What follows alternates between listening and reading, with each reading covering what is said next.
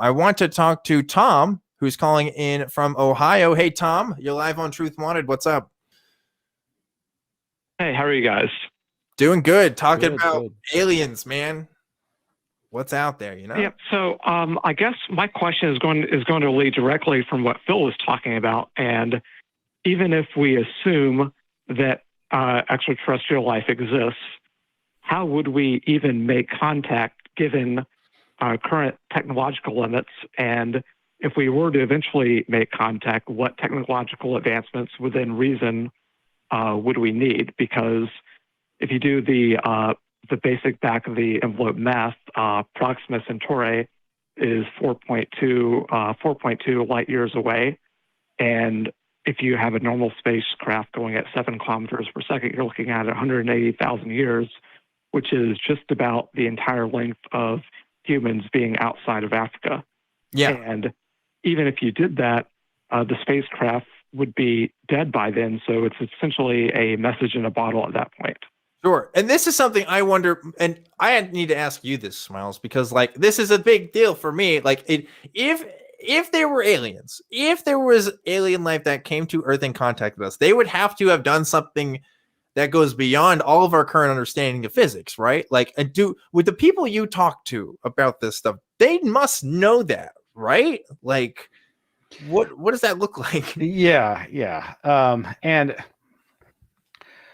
So what I was saying earlier is when I encounter people who claim to have these experiences, I try to just give them a lot of different examples of what other things that it could be. Sure. And not necessarily to dismiss it, but like just to open their minds to other possibilities and interpretations. And usually they go through that panoply of options themselves. But as with most people, they want to settle on one interpretation.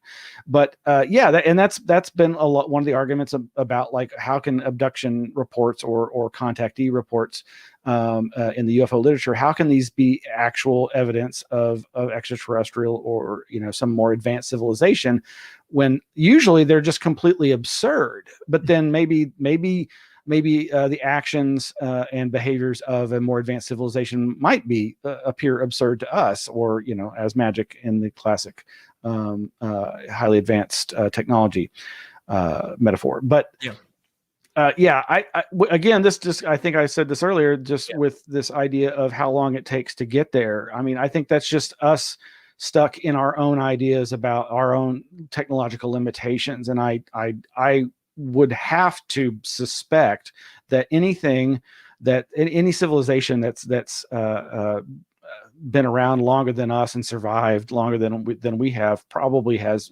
significantly much more advanced technology that might be able to get here. And at the risk of, I'll do it, invoking one unknown to try to answer another unknown is psychic phenomena. These all the parapsychological literature that has to do with anomalous cognition and ESP and transfer of information through some other communications channel other than what we think of as traditional, that could enable faster than light travel, or at least a rather. Okay, I now I see what you're talking about here. I wasn't sure where you were going with the ESP angle. You're saying ESP could be the missing link we need. It's not an explanation, but but I mean but that's part of the descriptions is telepathic communication between these perceived other alien entities. But I mean the distances are huge, and how do we come to grips with that if I can't, the God of the Gaps fallacy, right? Which is the idea of answering one unknown with another unknown, like I can't meet you there, but I like, if next thing we got to talk about, Smiles, when we get to it, is this ESP stuff, because we haven't explored a whole lot of that on this show either. But anyway, Tom, you had something else you wanted to say. Yeah. So like, if I can throw another wrench into this pile, and that is, even if a species or we eventually in the future had the ability to, why would we want to? It's like, and I look at this, it's not a perfect scenario, but the early explorers in Europe They didn't come to the Americas because they were interested in knowing what was outside. They did it because Constantinople had fallen, their trade routes to Africa and to Asia had fallen. The living conditions inside Europe was getting a bit crowded, so they had to come to the Americas out of necessity.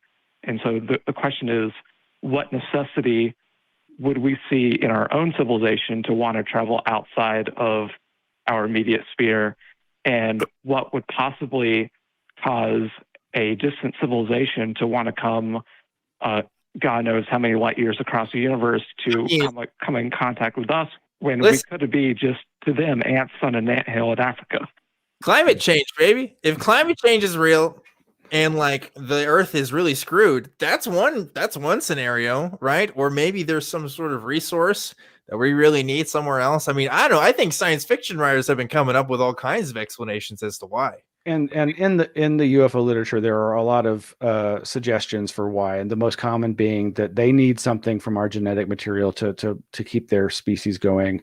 Yeah. But yeah, again, so many of these ideas are just us with our backwards ideas trying to grapple with, you know, would we even recognize an alien species or an alien intelligence? You know, how can we bridge that gap? These are important questions, and again, so much of the narrative in these contact experiences centers around you know, they're a dying race and they need something from us, usually again some kind of genetic material, which makes little or no sense. You know, why would they have to be doing it over and over and over? You know, if they're so advanced, couldn't they just get one sample? But there's all these contradictions in the literature itself.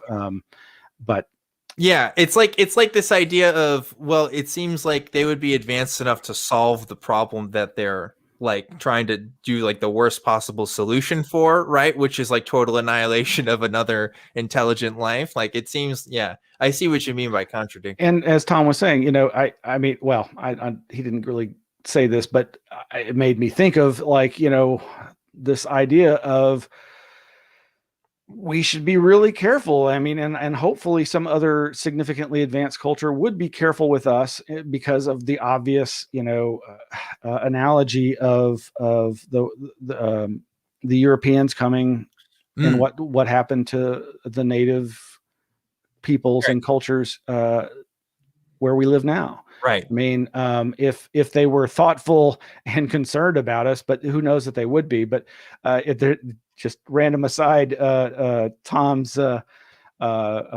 comment about the ants and makes me think of Jimi Hendrix's comment about like, what people shouldn't be afraid of aliens. It's not like they're going to go, you know, a mile out of their way to go stamp on an anthill, you know. So yeah, that's true too. Well, Tom, yeah, thanks. Well, that is. Well, we got to get to another call here. I'm sorry, bud. That has a dual. Yep. It's all good. I appreciate you calling in. Thank you, Tom. But like, yeah, like you don't want to make one explanation for a thing that we already don't know it, and then like have another explanation for why that explanation makes sense that also involves unknowns, right? Like that's where it's hard for me to kind of meet people on some of the alien stuff. I get it. Like it's like, if this is true, then it has to involve something beyond our current understanding. I'm fully with you on that premise, but like at that point, it's hard for me to reach any solid conclusions on, you know, anything, because then what are we even talking about, right? I don't know.